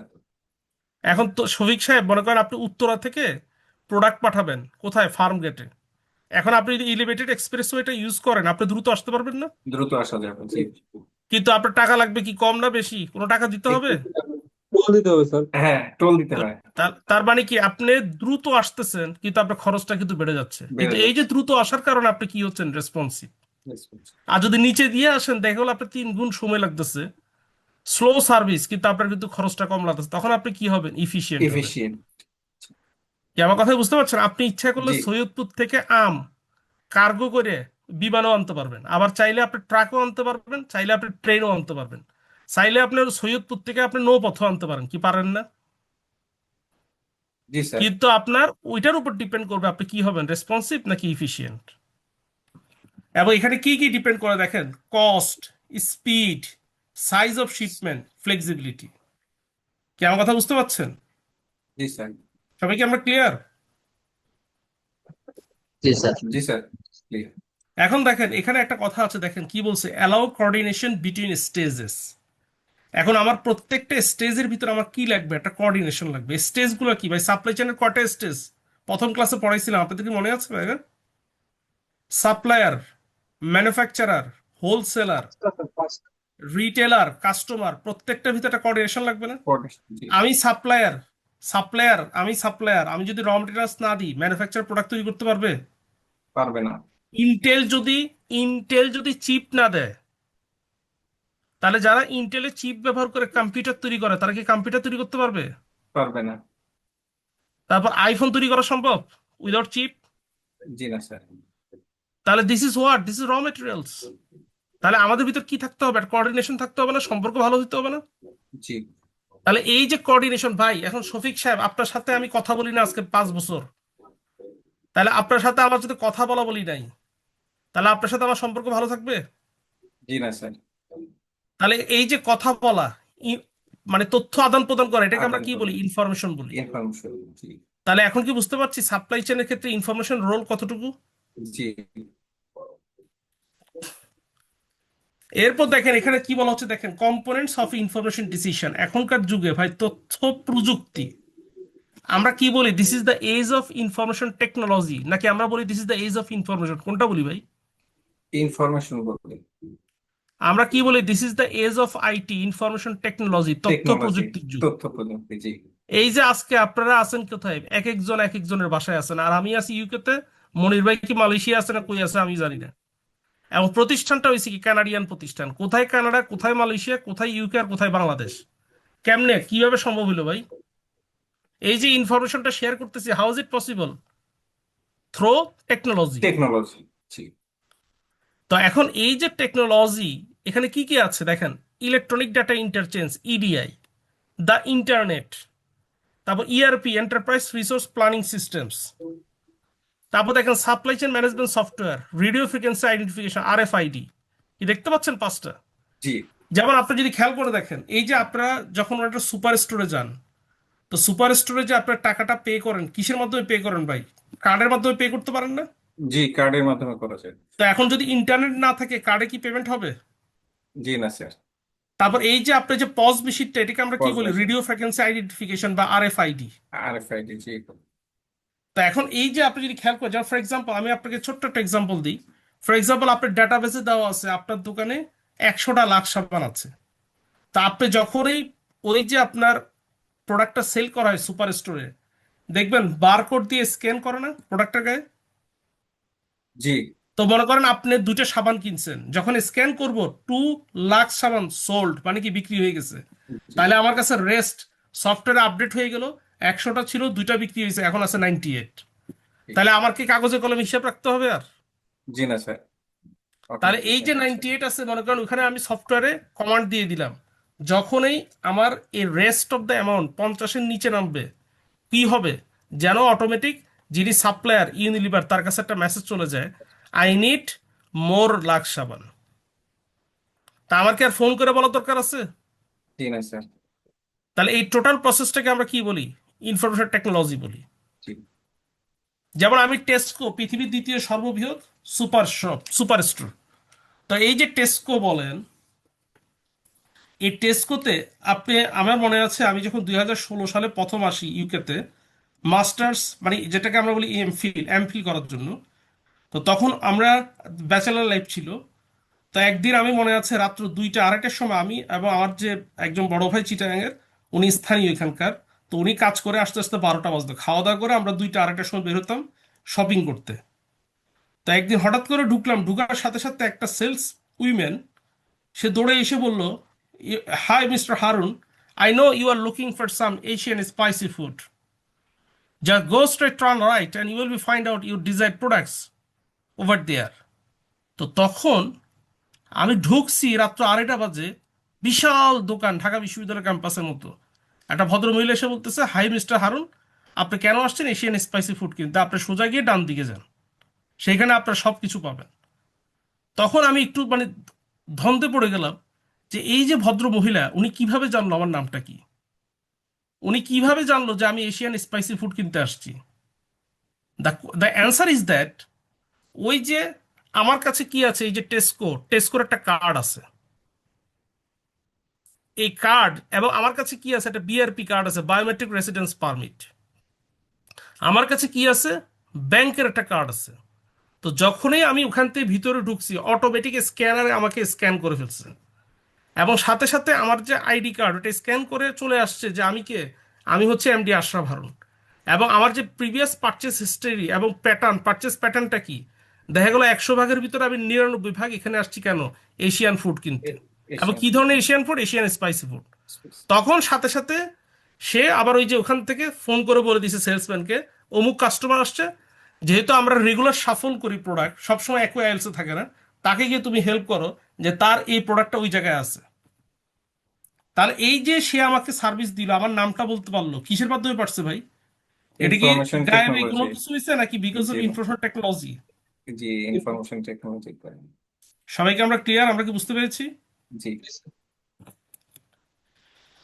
এরপর দেখেন এখানে বলা হচ্ছে obstacle to achieving strategic fit. আপনি যে এই যে গত ক্লাসে আমরা মনে আছে ভাই স্ট্র্যাটেজিক ফিটের কথা বলছিলাম, তো এই স্যার। স্ট্র্যাটেজিক ফিট অ্যাচিভ করতে গেলে আপনার কিছু অবস্টাকেল বা কিছু প্রতিবন্ধকতা আছে। কি কি প্রতিবন্ধকতা? Number one, increasing variety of products. এখন মনে করেন ভাই আপনি একটা প্রোডাক্ট ব্যবহার করে অভ্যস্ত, সেটা কি, আপনার 5G ইউজ করেন, কি প্রত্যেকের মোবাইলে এখন 5G আছে না? জি স্যার। হঠাৎ করে যদি 6G চলে আসে, তখন কি 5G আর ভালো লাগবে? জি না স্যার। আপনার বাসার সামনে একটাই মাত্র চায়ের দোকান, হঠাৎ করে যদি আপনার ওখানে আরো 10টা চায়ের দোকান হয়, তাহলে প্রতিদিন কি একই দোকানে চা খেতে ভালো লাগবে? জি না। তার মানে কি, যত বেশি প্রোডাক্ট ভ্যারাইটি আসবে, তত বেশি একটা ব্যবসায়িক অনিশ্চয়তা বাড়বে না? জি। বাংলাদেশে যখন শুধুমাত্র সিটি সেল ছিল, একচেটিয়া ব্যবসা কি করছে ভাই? তখন সিটি সেল করছে। এরপর কি আসছে, গ্রামীণ ফোন। তার মানে গ্রামীণ ফোন। তখন কি এরা দুজন মিলেমিশে করছে? এখন জি যত বেশি প্লেয়ার আসবে, গ্রামীণ ফোনের পর দেখেন আপনার বাংলালিংক, তারপর হচ্ছে কি রবি, তারপর কি এয়ারটেল, তো এয়ারটেল। যত বেশি আসবে তত বেশি কম্পিটিশন, তারপর টেলিটক। তাহলে কম্পিটিশন যত বাড়বে তত বেশি কি হবে, আমার যে লক্ষ্য স্ট্র্যাটেজিক ফিট, এটা অ্যাচিভ করা মুশকিল হবে না ভাই? মুশকিল হয়ে যাবে। জি এরপর দেখেন ডিক্রিজিং প্রোডাক্ট লাইফ সাইকেল। এখন প্রোডাক্ট লাইফ সাইকেলটাকে দেখেন, একটা প্রোডাক্ট যখন শুরুতে বাজারে আসে তখন সেটাকে আমরা কি বলি, ইন্ট্রোডাকশন বলি। কিছুদিন পরে এটাকে আমরা কি বলি, গ্রোথ। আর সবচেয়ে ভালো অবস্থায় যখন যায় তখন সেটাকে আমরা কি বলি, ম্যাচুরিটি। আর একটা সময় সেই প্রোডাক্টটা বাজার থেকে হারিয়ে যায়, তখন সেটাকে আমরা কি বলি, ডেক্লাইন স্টেজ বলি। তো এখন মনে করেন একটা প্রোডাক্ট কোথায় আছে, গ্রোথ স্টেজে আছে, হঠাৎ করে ওই প্রোডাক্টের একটা অল্টারনেটিভ প্রোডাক্ট চলে আসছে, সেটা এটার চেয়েও ভালো, তাহলে এটা কি আর ভাই ম্যাচুরিটিতে যেতে পারবে? জি না স্যার, অটোমেটিক ডিক্লাইনে তখন চলে এটা যাবে। গ্রোথ থেকে সরাসরি কোথায় যাবে, ডিক্লাইনে যাবে। ডেক্লাইন। তাহলে এখন যখনই আপনার সামনে প্রোডাক্টের ভ্যারাইটি বেশি আসবে, আপনার সামনে অপশন বেশি আসবে, তখন দেখা যাচ্ছে অনেক প্রোডাক্ট, ওই যে আমরা বলি না অচিরে হারিয়ে যাওয়া, কি বুঝতে পারছেন ব্যাপারটা? জি জি জি। এরপর দেখেন ইনক্রিজিং ডিমান্ডিং কাস্টমার। একজন কাস্টমার, তার ভাই চাহিদার কোনো শেষ নেই। তাকে প্রথম দিন আপনার দোকানে গেছে, আপনি একটা খাবার তৈরি করে দিয়েছেন 30 মিনিটে, সে মহা খুশি। পরের দিনও আপনি 30 মিনিটে দিচ্ছেন, সে বেজার। কারণ কি, কেন আরো ফাস্ট হইল না? সে কি, আমরা কি চাই, আমরা একটা দোকানে গিয়ে ভাই চাই, আমরা বলার মাত্র আমার প্রোডাক্টটা শুধু বানাবে, খুবই দ্রুত বানাবে, খাবারটাও খুব টেস্টি হবে, খাবার খেয়ে যখন চাটতে চাটতে যেন একেবারে সব জিভা চেটে ফেলি, কিন্তু খাবারের প্রাইসটাও কি হবে, একেবারেই সস্তা হবে, কি তাই না? সস্তা। জি মানে আমরা সবই চাই। তাহলে এই যে কাস্টমার যে পরিমাণ ডিমান্ডিং হচ্ছে ডে বাই ডে, তো এত চাহিদা পূরণ করা এটাও কি একটা চ্যালেঞ্জিং না ভাই? জি অবশ্যই। এরপর দেখেন number 4, fragmentation of supply chain ownership. For example, আপনার এলাকায় ডিশের ব্যবসা করে কয়জন? একজন না অনেকগুলো লোক ভাই? একজন স্যার। একজন। তাহলে তো আর সমস্যা নেই। দেখবেন অনেক জায়গায় ডিশের লাইটের ব্যবসা করে 3-4 গ্রুপ, 3-4 জন জি আছে এরকম। এবং এরা কিন্তু আবার ডিশের লাইনটা আনছে একজনের কাছ থেকেই। জি তারা কারা? তারা হচ্ছে রিটেলার, সহজ কথা।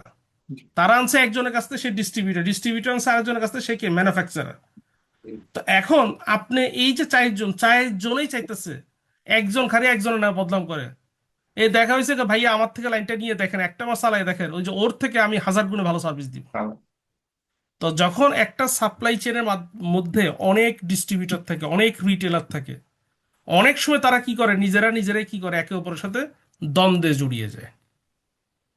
কি কথা কি বুঝতে পারছেন? জি আপনি জি দেখেন ভাই, আপনারা যখন রাস্তায় নামেন, বাসগুলোর দিকে তাকাইলে খারাপ লাগে না ভাই? জি জি পিছন থেকে এসে একই মেরে দেয়, কোম্পানির সামনে বাস যেতে একটা ঘুষে দিয়ে চলে যায়, কি যায় না? জি জি বের হতে দেয় না সেম একটা কোম্পানির বাস একটা আগে যাওয়ার জন্য একটাকে ঘষা মাজা করে, কি দেখছেন না? জি কারণটা কি মনে করেন, ওই বাস কোম্পানি সেম, কিন্তু দেখবেন মালিকানা ডিফারেন্ট। কি কথা বুঝতে পারছেন? জি এরপর দেখেন গ্লোবালাইজেশন, লাক্স। আচ্ছা ভাই, আপনারা লাক্স সাবান কত দিয়ে কিনেন? 40 টাকা। একটা লাক্স 40 টাকা। আর আমি ইউকে তে একটা লাক্স সাবান কিনি 2000 2500 টাকা। এই লাক্স কার প্রোডাক্ট? ইউনিলিভার। ইউনিলিভার কোথাকার প্রোডাক্ট? নেদারল্যান্ড এবং আপনার ইউকে, দুইটার জয়েন্ট ভেঞ্চার।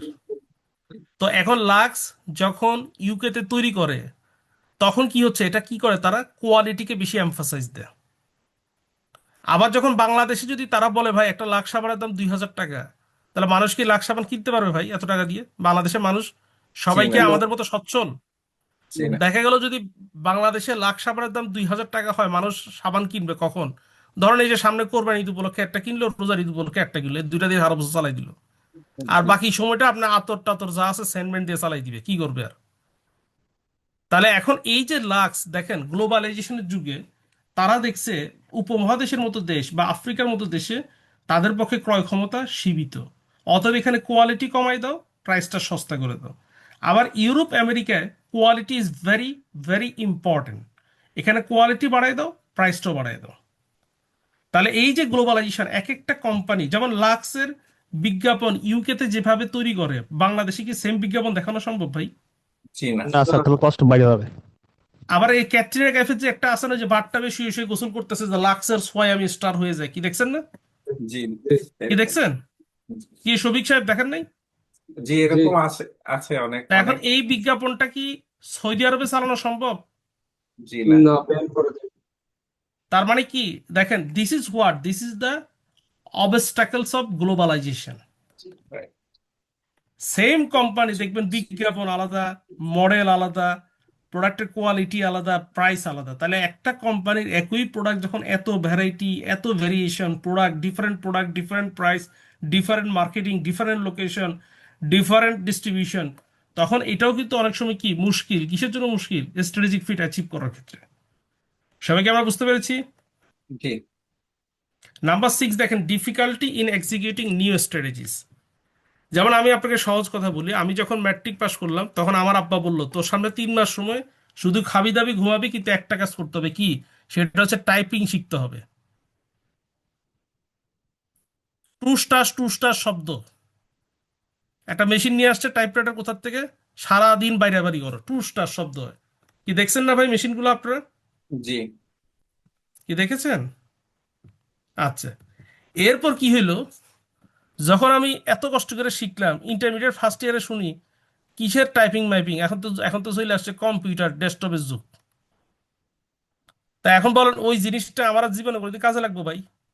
না কি আছে আপনাদের বাসায়, কেউ আছে, কারো বাসায় ওই মেশিনটা আছে নাকি, জি না না স্যার না টাইপিং ব্যাপার মেশিন? নেই তা তাহলে এগুলো পাওয়া যাবে কোথায়? আপনি যদি যান নীলক্ষেতে পাবেন, আর কয়দিন পরে নীলক্ষেতেও পাবেন না, কোথায় পাবেন? বাংলাদেশ জাতীয় জাদুঘরে। কি ঠিক আছে? জি তো এখন আমার বাবা, উনি যেহেতু ব্যাংকে চাকরি করতে অলরেডি রিটায়ার করে ফেলছে, তো ওনাদের প্রত্যেকটা ব্যাংকে কিন্তু এই টাইপরাইটার একটা করে মেশিন ছিল কিন্তু। তো এখন যখন কম্পিউটারাইজ হয়ে গেল, ওনারা খুব সুন্দর একটা, উনি যেহেতু একটা ব্যাংকের ম্যানেজার, তো ওনারা তো সবচেয়ে ভালো ডেস্কটপটাই দেওয়া উচিত, কি ঠিক না? জি তো উনি দিচ্ছে। তা আমার একদিন নিয়ে গেছে তার অফিসে শনিবার, আমি কি হিসাব, তো বলতেছে যে এই যে জিনিসটা, তো সবারই তো ট্রেনিং ট্রেনিং দিছে, তো এখন আমি মানে একজন ম্যানেজার হিসাবে কিভাবে বলি যে আমি এই জিনিসটা পারি না, তা আমাকে শিখা। তো এখন এই যে ওনাদের কি বয়সের শেষ প্রান্তে এসে নতুন একটা টেকনোলজি, নিউ টেকনোলজি, আবার এটা রিকোয়ার্ড। এখন ম্যানেজারে পারে না তো বাকি লোকজন কি ঘোড়ার মাথা কাটবে? এখন তাদের জন্য ট্রেনিং এর ব্যবস্থা করছে যারা নিউ এমপ্লয়, কিন্তু যারা ম্যানেজার তাদেরকে আর কেউ শিখায় না, আপনারা নিজেরা শিখে নিবেন। বুঝছেন অবস্থা? আবার তখনকার যুগ জি কিন্তু এরকম না যে আপনি ইউটিউবে ঢুকে যাবেন, ইউটিউবতে আরে ভাই হ্যাঁ ডেস্কটপে তো নতুন ইউটিউব পাইবেন নতুন কোথা থেকে আপনি? জি এখন তো মানুষ কথায় কথায় ইউটিউবে ঢুকে ঢুকে আপনি দেখে ভিডিও, তো তখন কি আপনার ডেস্কটপে তো নতুন হোয়াট ইজ ইউটিউব? তো তখন আস্তে আস্তে আস্তে আস্তে আস্তে আস্তে শিখানো। তো এখন আপনি আমাকে বলেন, যখন এই যে একটা নতুন টেকনোলজি ডেস্কটপ চালু হলো, তাহলে একটা প্রতিষ্ঠানে যারা অলরেডি এক্সিস্টিং এমপ্লয়, যেটার সাথে সুপরিচিত, তাদের ক্ষেত্রে নতুন এই আপনার টেকনোলজিটা ইন্ট্রোডিউস করলে আপনার কিছু চ্যালেঞ্জের মুখে পড়তে হবে না? জি স্যার তার মানে এই যে নিউ টেকনোলজি বলেন, সাস্টেনেবিলিটি বলেন, ফাইন্যান্সিয়াল রিসোর্স বলেন, হাইলি ট্যালেন্টেড, এগুলো প্রত্যেকটা জিনিসই কিন্তু চ্যালেঞ্জিং একটা অর্গানাইজেশনের লক্ষ্য অর্জনের ক্ষেত্রে। জি সবাইকে আমরা বুঝতে পেরেছি? জি তো আজকে ক্লাসে কারো কোনো কনফিউশন আছে ভাইরা? না স্যার। না স্যার তো ঠিক আছে, কারো ইনশাল্লাহ আপনাদের সাথে ঈদের স্যারের পর ক্লাস, অগ্রিম ঈদের শুভেচ্ছা। ঈদের স্যারের ক্লাস কিন্তু মনোযোগ দিয়ে শুনতে হবে। আপনারা বলেন এক্সাম্পল আমি গুলো ঠিক আছে কিনা, প্রয়োজন দরকারি কিনা জি বলেন। জি আপনারা তো অনেক ক্লাস করছেন জীবনে। আমি স্যারের ক্লাস করছি, সাউথ ইস্ট ইউনিভার্সিটি থেকে করছি স্যারের। আচ্ছা আচ্ছা।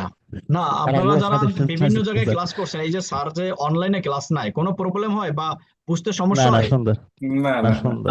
না সমস্যা হচ্ছে না। কোনো সমস্যা হয় না। আপনারা এর চেয়েও ভালো ক্লাস করছেন মনে হয়। আপনারা হয়তো ফিজিক্যালি অনেক ক্লাস করছেন, বাট আমি করি নাই সত্য কথা বলতে। কারণ স্যারে যেভাবে একটার পর একটা এক্সাম্পল দেয় প্রত্যেকটা ইস্যুর সাথে, আপনি দেখেন সে কিন্তু জাস্ট এমনি বুঝায় যেতে পারতো, অর্থাৎ প্রত্যেকটা সেন্টেন্স বা একটা কিন্তু এক্সাম্পল গুলোতে ক্লিয়ার হয়।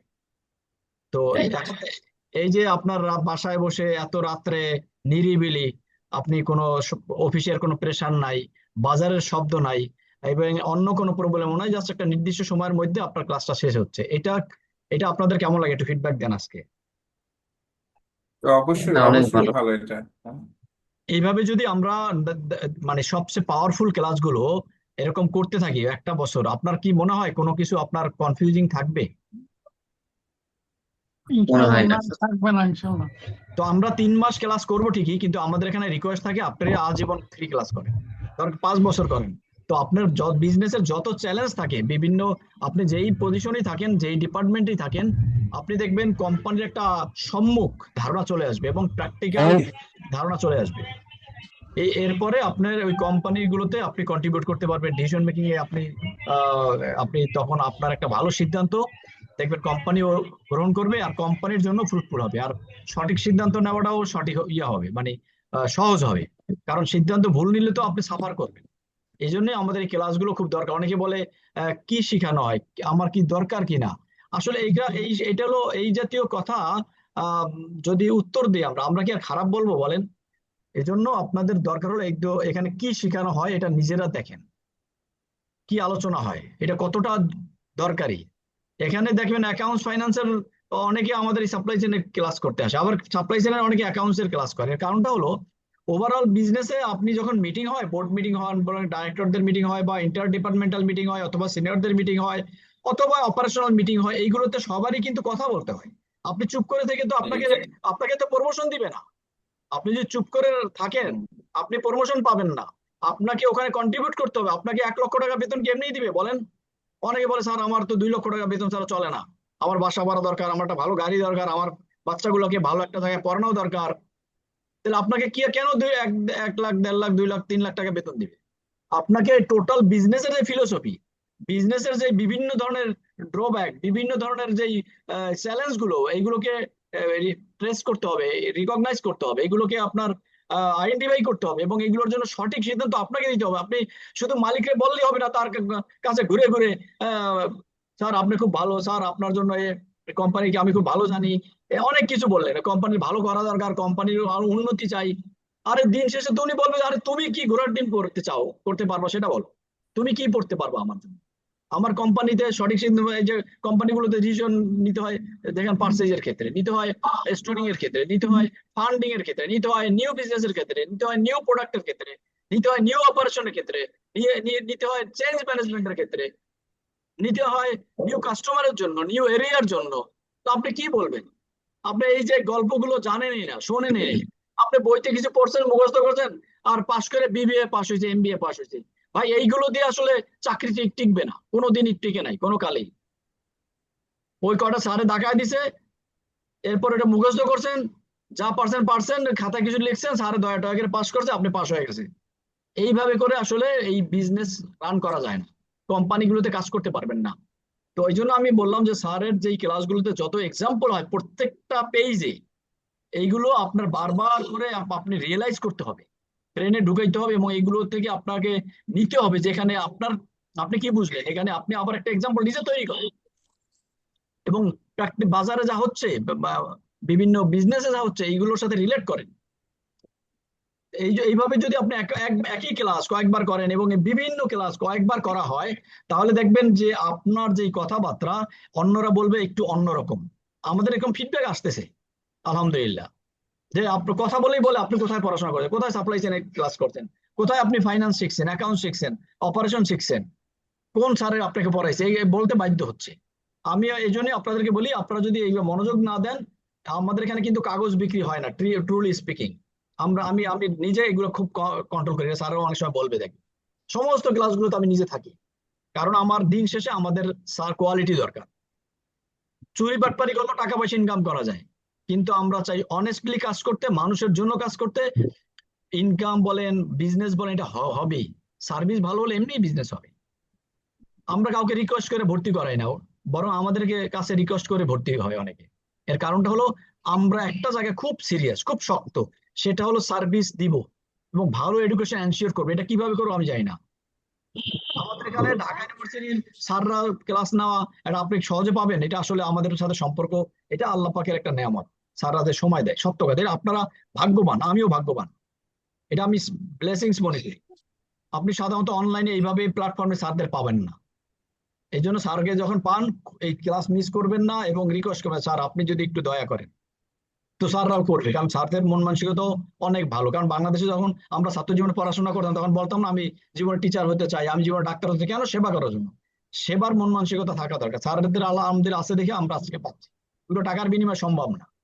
তো আপনাদেরকে বলবো যে আপনারা বাংলাদেশে যারা আছেন সবাই যদি একটু ভালো শিক্ষায় শিক্ষিত হতে চান, ভালো কিছু শিখতে চান, টোটাল অপারেশনটা শিখতে চান, চ্যালেঞ্জ গুলো শিখতে চান, এবং এই যে প্রতিদিন কত রকমের বিজনেসের চ্যালেঞ্জ আছে, এই স্যার ইউকে এর যে ঘটনাগুলো বলতেছে এটা কত দরকার, যেহেতু তারা একটু ফার্স্ট কান্ট্রি, যেহেতু আমাদের থেকে ডেভেলপ, তারা কিভাবে ট্রেস করতে পারতেছে একদম কাস্টমার ঢোকার সাথে সাথে। এটা আমাদের শেখা। আমরা যদি বাংলাদেশে বিজনেস করি তো আমরা আগে থেকে ট্রেস করব যে কে আসছে আমার এখানে, সে তার কি ডিমান্ড, তার কিভাবে সার্ভ করতে পারি, তার কি রিকোয়ারমেন্ট, তাহলে সে প্রাপ্য সঠিক যার রিকোয়ারমেন্টটা ফুলফিল হবে। এই জন্য আমরা আপনাদেরকে বলবো যে যেখানেই থাকেন মনোযোগ দিয়ে ক্লাস করবেন, এবং আপনাদের জন্য গুড নিউজ হলো এখানে আনলিমিটেড ক্লাস থাকবে, মানে আপনি আগামী 5 বছর ক্লাস করবেন, কোনো পয়সা দিতে হবে না। আপনি একবার পরীক্ষা দিয়ে ফেল করছেন, আরেকবার পরীক্ষা দিবেন, কোনো পেমেন্ট দিতে হবে না, হিডেন চার্জ নাই।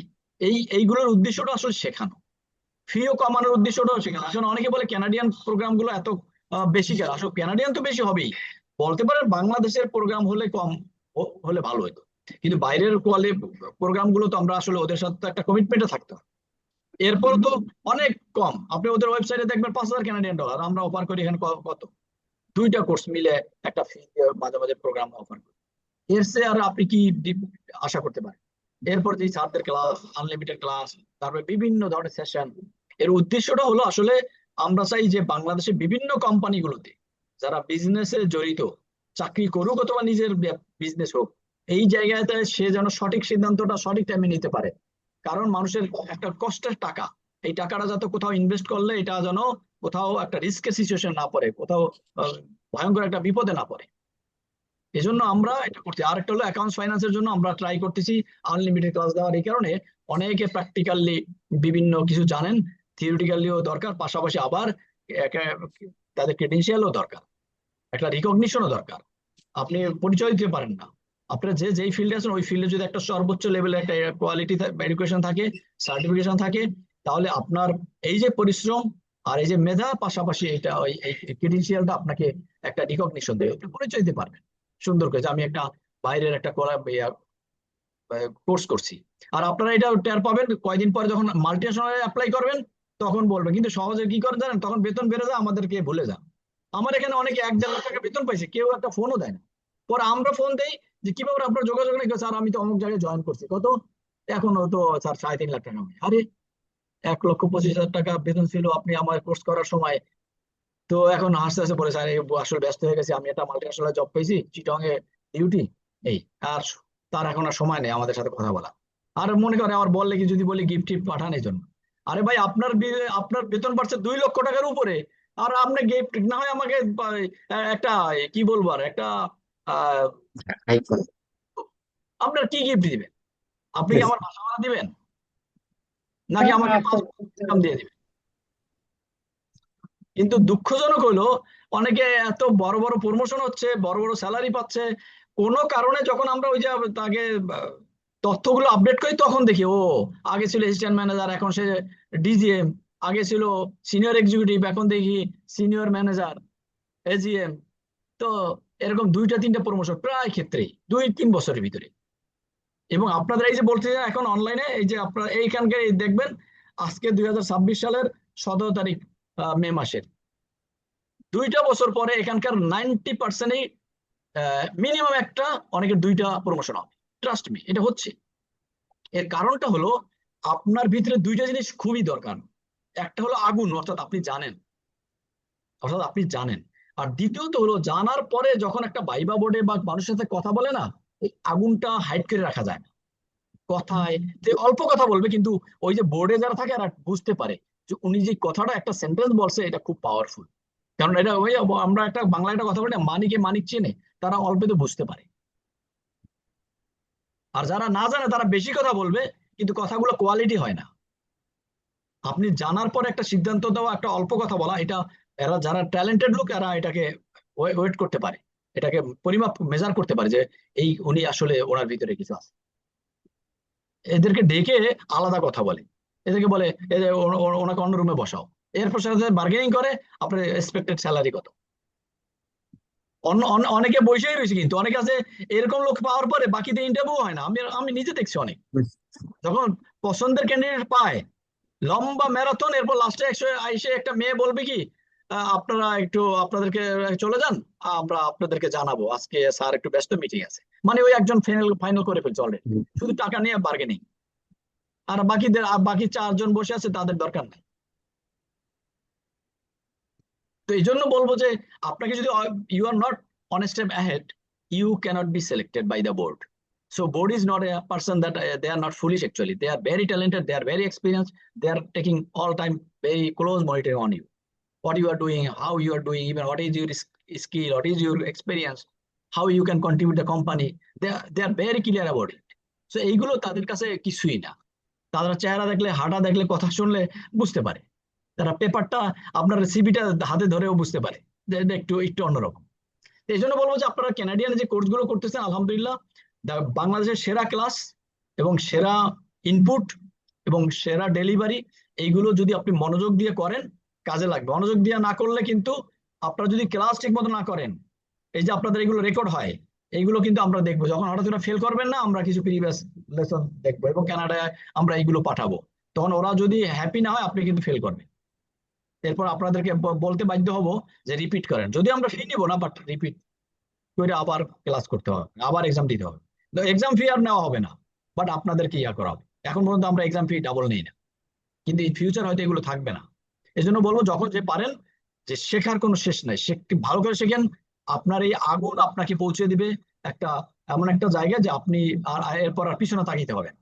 মাল্টিনেশনাল কোম্পানিগুলোতে এই সিভি গুলো পেলে এত হ্যাপি হয়। একজন কয়েকদিন আগে আমার হঠাৎ জাপান যাওয়ার সময় আমাকে ফোন দিয়ে বলে, স্যার আমি তো ফোন যাওয়ার আগে ফোন দিতে সময় পাই নাই, জাপান থেকে আমাকে ফোন দিছে। তো কেন ফোন দিছে, মানে এত খুশি হয়েছে যে জাপান এম্বাসিতে ভদ্র মহিলা আমাদের ক্যানাডিয়ান সিএসসিএম এর সার্টিফিকেটটা সে রেখে দিছে, বলছে এটা উপরে দাও, বলে এটা আমরা জানি এটা কোর্স বাংলাদেশে হয়। তো এরকম 2-1টা ঘটনা আমরা সময় নেই নালে বলতাম। তো আমরা এটুকুই বলবো যে আপনি যখন যা ভালো শিখবেন, ভালো জানবেন এবং বাইরের কোয়ালিফিকেশন গুলো থাকবে, তখন আপনার জবের ক্ষেত্রে বিশেষ করে মাল্টিনেশনাল কোম্পানিগুলো একটু লোকাল এসে মাল্টি গ্লোবাল বা ইন্টারন্যাশনাল সার্টিফিকেশন গুলো বেশি প্রেফার করে। সবাই জানে এটা ওপেন, এটা এরকম না যে সত্য মিথ্যা বলার কিছু নাই। তো তো ফলে ওই সময় বিদেশি কোম্পানিগুলো বাংলাদেশে কাজ করে, শ্রীলঙ্কানকে হায়ার করে, ইন্ডিয়ানকে হায়ার করে, আপনি দেখেন অনেক কোম্পানিতে। কিন্তু এই জায়গাটা আপনি চাকরি পাবেন যদি আপনি বাইরের এই কোয়ালিফিকেশন গুলো মনোযোগ দিয়ে করেন এবং বারবার রিপিট করেন। টোটাল অপারেশনটা যদি আপনি শিখেন, আমাদের এখানে যদি একটা বছর এই ক্লাসগুলো করলে, একটা ক্লাস 3-4 বার 5 বার 7 বার পর করা হবে, করলে আপনি এটা থেকে পুরো জিনিসটা আপনার রপ্ত হয়ে যাবে। এরপরে আপনার প্রমোশন কেউ ঠেকাইতে পারবে না। তো আজকে এ পর্যন্তই, আজকে আর সময় নেব না কারণ আমরা অনেক রাত্র হয়ে গেছে। তো আমরা বলবো যে আপনাদেরকে রিকোয়েস্ট করব, আপনাদের ক্যারিয়ার আমাদের দায়িত্ব, আপনাদের টাকা সেভ করা আমাদের দায়িত্ব, আপনার সময়কে হেফাজত করা আমাদের দায়িত্ব। তো এই জন্য আপনারা একটু, আপনাদের কাজ হলো শুধু মনোযোগ দেওয়া, টাইম মতো ক্লাসে জয়েন করা, ক্লাসগুলো বারবার রিপিট করেন, পাস করার পরেও, প্রমোশন পাওয়ার পরেও আমাদের ক্লাসগুলো করেন, এটা থাকবে। ঠিক আছে? ঠিক ভালো আছে। থাকবেন। ওকে, আল্লাহ হাফেজ। জি, আসসালামু স্যার আলাইকুম। স্যার স্যার স্যার বলেন বলেন বলেন, একটা কোশ্চেন মনে হয় কেউ করবে। জি স্যার, আমি মেহেদি স্যার, ওই স্যার সেম এর বিষয় স্যার, আমি এটা কিভাবে অ্যাডমিশন নিতে পারি বা স্যার? ও অ্যাডমিশন নেওয়ার জন্য যোগাযোগ করেন, অসুবিধা নেই, অসুবিধা নেই। আপনি টেক্সট দেন না হোয়াটসঅ্যাপ নাম্বারে। ওকে, জি জি স্যার, যেখানে কোর্স না ওইখানে নেক্সট করবো স্যার। জি জি জি স্যার, জি স্যার, আসসালামু আলাইকুম। জি জি জি জি, কে জানো? রাজীব শাহ, বলেন বলেন বলেন, তাড়াতাড়ি বলেন। জি আমি গত 8 তারিখে আর কি আমার প্রথম ক্লাস ছিল।